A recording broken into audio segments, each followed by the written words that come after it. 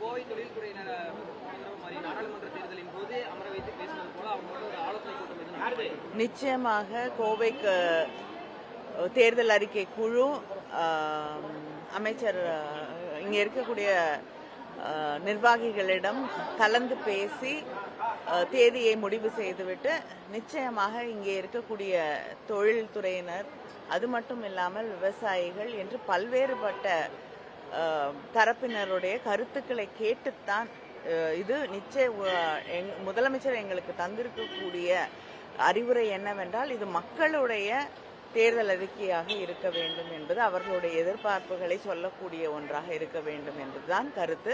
அதனால் நிச்சயமாக இங்கே கோவைக்கு வரும்பொழுது தேர்தல் அறிக்கை குழு இங்கே இருக்கக்கூடிய அத்தனை தரப்பு மக்களையும் சந்திப்போம்.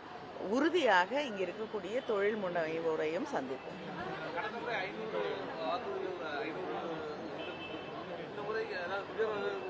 இல்லைங்க, மக்களுடைய தேவை என்ன என்பதை கேட்டு தெரிந்து கொண்டு எதையெல்லாம் செய்ய முடியுமோ அதை வாக்குறுதிகளாக தேர்தல் அறிக்கையாக உருவாக்க முடிவு செய்திருக்கிறோம். அதனால எண்ணிக்கை அப்படிங்கறதெல்லாம் கணக்கு கிடையாது.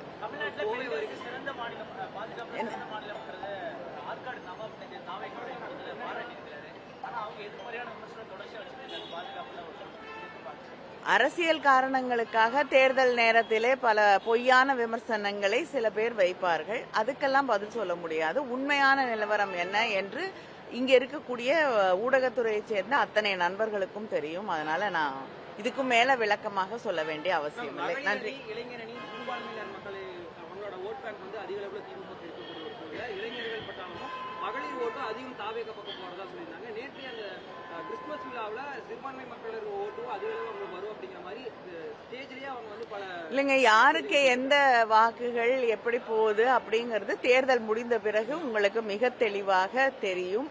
நாங்கள் நிச்சயமாக உறுதியாக இருக்கிறோம். அடுத்த முறையும் நம்முடைய திராவிட மாடல் ஆட்சி தொடரும். முதலமைச்சர் தளபதி அவர்கள் முதலமைச்சராக தொடர்வார்கள் என்பதிலே எந்த சந்தேகமும் இல்லை. பிளே ஸ்டோர் மற்றும் ஆப் ஸ்டோரில் இருந்து பாலிமர் செயலியை QR கோடு மூலம் பதிவிறக்கம் செய்யுங்கள்.